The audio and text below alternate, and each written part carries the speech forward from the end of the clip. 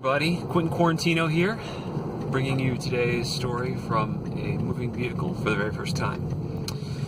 And before I get started, I want to say that there's one very important caveat to this story. A very famous comedian has a similar story he's told on television before, and although my incident occurred first, we believe, I have asked Susan to verbally, she will not appear on the video, but she will verbally vouch that the facts in this story are correct. So we can at least prove that I'm not ripping this guy off for his own material. Susan, can you confirm that the events of this story are indeed correct? Yes, I can confirm. Alright, so some of this battle I fight alone, but she saw the beginning and the end of it. Alright, so we're on a trip to Italy, and we had traveled from Rome to Pompeii and then to the Amalfi Coast. Beautiful part of the country, very nice. We were staying at one end of it in Salerno, right? We think it was Salerno, might have been Sorrento. We don't know, it doesn't matter.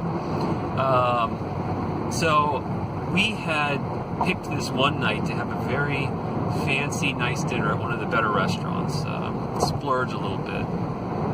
So we go to this very, very nice Italian restaurant, and we decide to split a couple of bottles of wine. And I am a pretty big lightweight, so although we didn't have a crazy amount to drink, I was reasonably intoxicated. And we had a big meal, appetizers, mains. I think we were having dessert too. And towards the end of the meal, I sensed a certain need to go to the bathroom. So I go and I leave Susan and alone at the table, and I go in search of the bathroom in this restaurant in Salerno, and I find it, and it turns out that the bathroom is like 1 square meter. It's the tiniest little bathroom in the world. And it's so small that it has a door that's like a sliding pocket door that you can't even really get into. And there's no men's room and women's room, it's just one bathroom. So it's a teensy little bathroom, and it's right off the main dining room, and you know, it's a recipe for disaster, I think. But I get in there and relieve this certain intestinal pressure, finish up, everything's normal. And I go to flush, and it's not a normal turn the handle kind of toilet. There's a button up on the wall. This is more of a European thing. And then you push the button and the toilet flushes. So I go to push the button, nothing happens. I push it again. I push it a third time. I push it slow, I push it hard, I push it light, I push it soft. Nothing happens. As I stare at the button, my drunken brain, trying to analyze how I might make this toilet flush, it occurs to me that I need to consider my other options, of which there are two.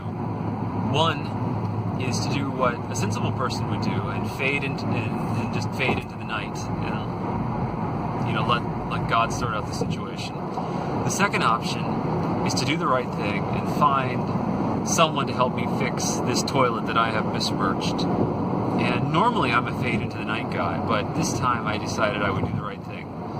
So I go in search of help, and the first staff member I see is this classically beautiful Italian male waiter. And I ask him if he speaks English, and no, he doesn't speak English. In a tourist town in the Amalfi region of Italy, which is overrun with tourists on a seasonal basis, I find the one person working in a restaurant who doesn't speak English. Well, I mean, I'm kind of committed, so I need to get some help. So I wave him in to the bathroom, and he looks confused, like he doesn't want to go in, but I wave him in aggressively, walk in. So this man walks in and joins me in this 1 meter square bathroom, and I have no words in his language to communicate what's happened, so I decide to use sign language. So I point at the toilet bowl. He follows my finger down, looks at me with confusion. Then I point at the button on the wall. And to demonstrate the problem, press the button. fully expecting nothing to happen. And it flushes straight down. So, from the waiter's perspective, I've invited him into the bathroom to watch me flush a poo. And I'm staring. Susan's starting to laugh. So I'm staring down at the bowl, watching the final swirls of poo water go down. And I can see the waiter's shoes. And I'm so ashamed that I can't even look up to make contact with him. And several seconds pass in horrified silence, and then from my field of vision, the shoes withdraw, and I'm left staring at a crystal clean bowl of toilet water. At this point, Susan rejoins the story. She'd been sitting at the table, chatting with the owner of the restaurant, and thinking about paying the check when I show up and say to her, "We need to leave. Immediately." Susan asks me, "What's wrong? What happened?" I'm like, "I'll tell you later. We need to leave immediately."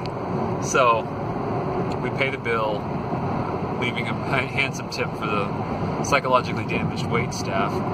And as we walk back to the hotel, I explain what took place. And Susan regards me with a mixture of amusement and shame that has not really left since. And although we've returned to Italy on several occasions, we've steered clear of the Amalfi Coast, and although we've never discussed it openly, I think we would say that that incident is probably one of the reasons we've stayed away. Susan, would you agree that that's correct? Maybe. Until next time, guys.